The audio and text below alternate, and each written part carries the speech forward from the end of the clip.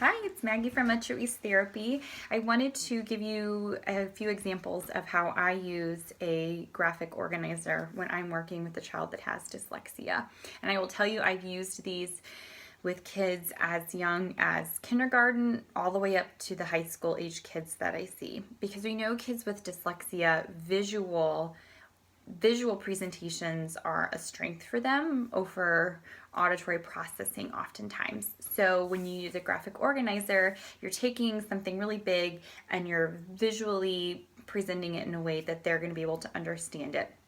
Ideally, the older they get, the more independently they're going to be able to do this on their own. And I will tell you, there are a ton of free ones on the internet, and that's where I get mine for free, off of the internet. So let me show you some examples of different ones that I use.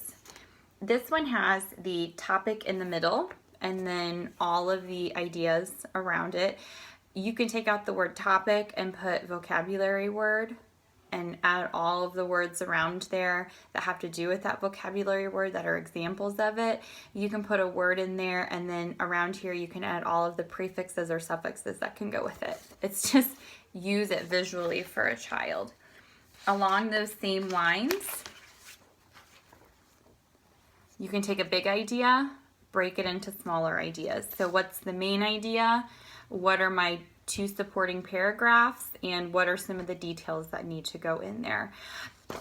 This one is, gosh, you can use this in so many different ways. And of course, the infamous Venn diagram. So two things, how are they related to each other? How are they different? So this is great when you're helping a kid learn something new.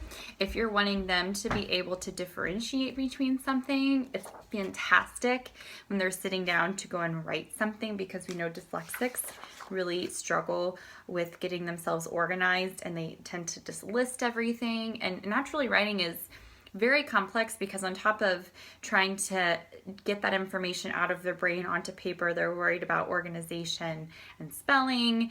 And so this is just while they're going through the process of figuring out what they're going to write, this would be a first step that I would take with my child. So hopefully that's helpful for you. Again, there's a ton of free ones on the internet. If you have any questions, shoot me an email. Bye.